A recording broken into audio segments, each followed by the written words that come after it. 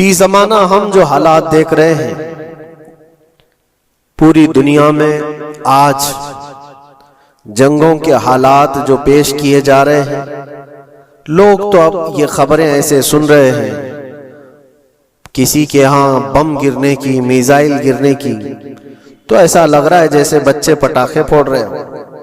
لوگ یہاں خبریں لے کر کے مزے لے لیتے ہیں، پھر فارورڈ کر دیتے ہیں۔ موت اتنی آسان ہو گئی ہے کہ اللہ کے نبی صلی اللہ علیہ وسلم نے 1400 سال پہلے یہ ارشاد فرمایا تھا کہ ایک زمانہ آئے گا کہ حرج بڑھ جائے گا۔ تو صحابہ نے پوچھا تھا یہ حرج کیا ہے؟ تو حضور اکرم صلی اللہ علیہ وسلم نے ارشاد فرمایا تھا کہ قتل بہت زیادہ ہوگا، ایک دوسرے کا قتل اتنا زیادہ ہونے لگے گا کہ لوگ اس کی پرواہ بھی نہیں کرتے۔ آج مجھے آج بتاؤ، دنیا پوری بہت سارے ایشوز پر بیٹھکیں کر رہی ہے، گلوبل وارمنگ پہ ہے، دنیا میں انوائرمنٹ کی چینجنگ پر، موسم کا تاپمان بڑھ رہا ہے، اس پر میٹنگیں ہو رہی ہیں، بڑی بڑی تنظیمیں بیٹھتی ہیں۔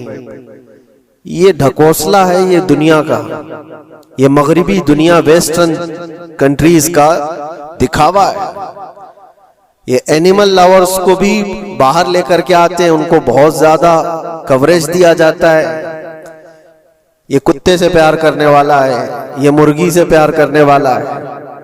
ظالموں، 40,000 نہیں 50,000 لوگوں کو فلسطین میں تم نے ناحق مار دیا، اس پر کوئی بیٹھک نہیں کرتے۔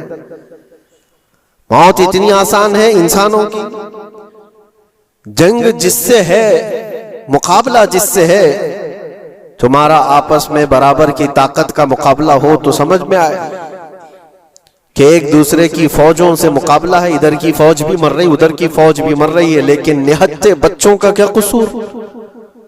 بلکہ وہ گود میں آئے ہوئے ابھی جنہوں نے شعور کی آنکھیں بھی نہیں کھولی، دودھ پیتے بچوں کے جو قتل ہوئے ہیں۔ تاریخ میں آپ نے پڑھا ہوگا فرعون نے 12,000 بچوں کا قتل کیا تھا، صرف اس گمان سے کہ اس نے خواب دیکھا تھا بنی اسرائیل میں ایک بچہ پیدا ہوگا جو اس کی سلطنت کو ہلاک کر دے گا۔ خواب کی وجہ سے کاہنوں نے اس کو بتایا تھا، اس نے خواب یہ دیکھا تھا کہ آسمان سے ایک تارا ٹوٹ کر اس کی گود میں گرا اور آگ لگ گئی۔ تو نجومیوں نے اس کی تعبیر یہ بتائی تھی کہ بنی اسرائیل میں ایک بچہ پیدا ہوگا جو تیری سلطنت کو ہلاک کر دے گا۔ اس ڈر سے بنی اسرائیل میں جو بھی بچہ پیدا ہوتا اس کو قتل کرتا تھا۔ اس نے تقریباً 12,000 بچوں کو قتل کر دیا تھا، اس ڈر سے کہ وہ بچہ تو نہ پیدا ہو جائے جو میری سلطنت کو ہلاک کرنے والا ہے۔ اور وہ موسیٰ علیہ السلام تھے، پیدا بھی ہوئے اور فرعون کے گھر میں ہی پلے۔ اللہ کا نظام ہے۔ لیکن میں یہاں اس لیے بتا رہا ہوں، فرعون ظلم میں پوری دنیا میں مشہور ہے، وہ عورتوں کو بھی ظالم اس طرح سے مارا ہے کہ جس کی تاریخ میں مثال نہیں ملتی۔ لیکن میں نے اپنی زندگی میں دیکھا، آج کے زمانے میں اسرائیل نام سے ایک ناجائز حکومت پر قابض شخص نے 12,000 نہیں 50,000 لوگوں کو سال بھر میں قتل کر دیا۔ یہ تاریخ کا بھیانک چہرہ ہے۔ آج لوگ اس کو ہلکے میں لے رہے ہوں گے، نیوز والے ایک طرفہ رپورٹ کرتے ہیں کیونکہ ان کو ان کے باپ داداؤں سے ڈر ہے، جہاں کی یہ کھاتے ہیں وہاں کی یہ گاتے ہیں۔ لیکن بعد کو یہ سچائیاں جنریشن میں منتقل ہوتی رہیں گی، کبھی تو آئے گا کوئی انصاف کی نظر رکھنے والا۔ اور انسانیت کا قتل کتنا بڑا قتل ہے، ایک شہر کے 50,000 لوگوں کو قتل کر دینا، اور ایسے کہ وہاں کی عمارتیں پورے راکھ کے ملبے میں چلی گئی، صدیاں لگ جاتی ایک شہر کو بسنے میں، ایک گھر کو بنانے میں آدمی کی اپنی زندگی گزر جاتی ہے۔ کیا کیا ارمانوں سے گھر بناتے ہیں، لیکن ایک پل میں کسی کا گھر اجاڑ دیا، اس کے سامنے تڑپتے ہوئے اس کے باپ کی لاش ہو، ماں کی لاش ہو۔ وہ تصویریں کہ آپ نے نہیں دیکھی کہ ایک باپ چھوٹی سی بیٹی کو لے کر کے دوڑ رہا ہے تو اس کا بیٹا الگ پیر اور ہاتھ جلے ہوئے بم سے تڑپ رہا ہے، وہ کس کے درد کو دیکھے۔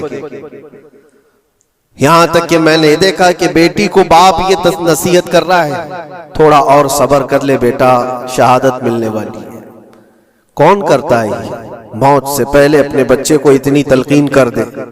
حالات ایسے۔ دوسرے ایک کہ وہاں پر کھانے پینے کی ایڈ کوئی جا نہیں سکتی، اس پر پابندی، دوائیاں نہ جائیں اس پر پابندی۔ دنیا کا کوئی قانون اس چیز کو جائز ٹھہراتا ہے؟ مجھے بتاؤ، آتنکواد کا راگ الاپنے والے ان باتوں کو کیا کہیں گے؟ انسانیت اگر کہیں ہے تو اس کا تصور تو کرو۔ کسی کے فنڈامنٹل رائٹس ہوتے ہیں، بیسک رائٹس ہوتے ہیں، کھانا پینا یہ اس کا انسانی حق ہے۔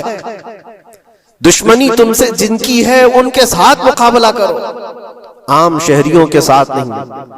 مخبر صادق رسول اکرم صلی اللہ تعالی علیہ وسلم کی تعلیمات دیکھو۔ جہاد کو لے کر جو پروپیگنڈا تم پھیلاتے ہو اور ہر چیز کو جہاد کا لفظ دے کر کے ایک ایسا نیریٹو کریٹ کرتے ہو کہ لوگوں کے دماغ میں ایک پروپیگنڈا پھیل جائے۔ آؤ میں تمہیں سناتا ہوں، رسول پاک صلی اللہ تعالی علیہ وسلم جب صحابہ جہاد میں جاتے تو ان کو کن باتوں کی تلقین کرتے تھے؟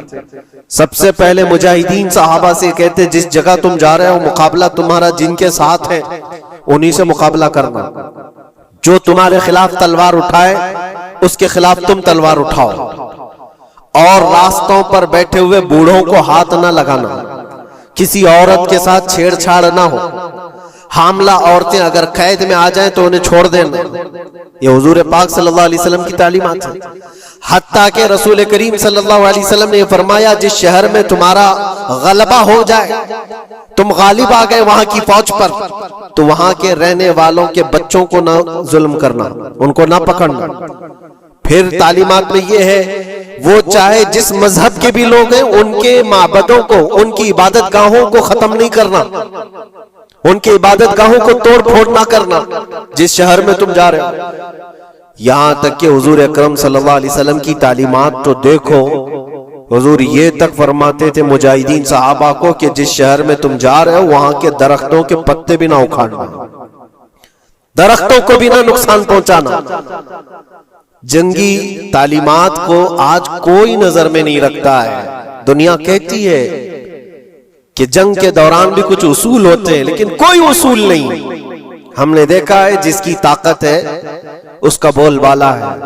یہ دنیا ان کے خلاف کبھی کوئی بات نہیں کرتی۔ آج سے تقریباً 20 سال پہلے بھی عراق کی کیا حالت تھی آپ نے دیکھا ہوگا۔ ایک جھوٹے پروپیگنڈے کی وجہ سے پورے عراق کو تباہ کیا گیا، آج تک وہ سنبھل نہیں پایا ہے۔ نیوکلیئر پاور عراق کے اندر موجود ہے، اس کے ری ایکٹر وہاں پر موجود ہے، کیا کیا چیزیں اس زمانے میں پھیلائی گئی۔ سوشل میڈیا تو نہیں تھا اتنا، دنیا نے یہ مان لیا کہ ہاں دادا کہہ رہا ہے تو ہوگا، اور حملہ کیا اسی بنیاد پر۔ 20 سال ہو گئے آج تک عراق میں کوئی نیوکلیئر پاور پلانٹ نہیں نظر آیا، کہیں نہیں۔ ایک جھوٹے پروپیگنڈے کی وجہ سے وہاں کے کتنے لاکھ لوگوں کو بے گھر ہونا پڑا ہے پتہ ہے۔ کچھ جگہ ایسی ہیں جہاں بم برسائے گئے، آج تک وہاں کوئی سبزہ نہیں اگتا، کوئی وہاں پر فصل نہیں ہوتی۔ میں نے خود اپنی آنکھوں سے دیکھا ایک نیا میدان جس پہ لوگ فٹ بال کھیلتے تھے، چند سالوں کے بعد دیکھو تو پورا میدان قبروں سے بھرا ہوا ہے، قبریں ہیں وہاں پر، پوری قبریں۔ لوگوں کو جنازہ اٹھانے کے لیے لوگ نہیں ملتے ہیں، موت اتنی عام کر دی گئی تھی۔ ان باتوں کو کوئی کہتا ہے؟ آپ نے سنا کبھی ابو غریب جیل کے متعلق؟ قیدیوں کے ساتھ جو وحشیانہ سلوک کیا ان گوروں نے، اللہ کی پناہ، بہت سخت قسم کے، دنیا میں بدنام زمانہ جیل اس کو کہا جاتا ہے۔ ہر طرح کی وہاں پر قیدیوں کے ساتھ آزمائشیں ہوئی، ہر طرح کی، ان پر کتے چھوڑ دینا، ان کی شرمگاہیں کاٹنا، ان پر پیشاب کرنا، ہر چیز جو انسانیت سوز ہے، انسانیت کو جلا دینے والی، یہ ساری حرکتیں کی گئی۔ دنیا خاموش ہے اس سلسلے میں۔ کیوں؟ سپر پاور کے 1000 گنا بھی ہضم کر لیے جاتے ہیں۔ چھوٹا ملک یا غریب آدمی کوئی بات کرے تو سارے اس پر ٹوٹ پڑتے ہیں۔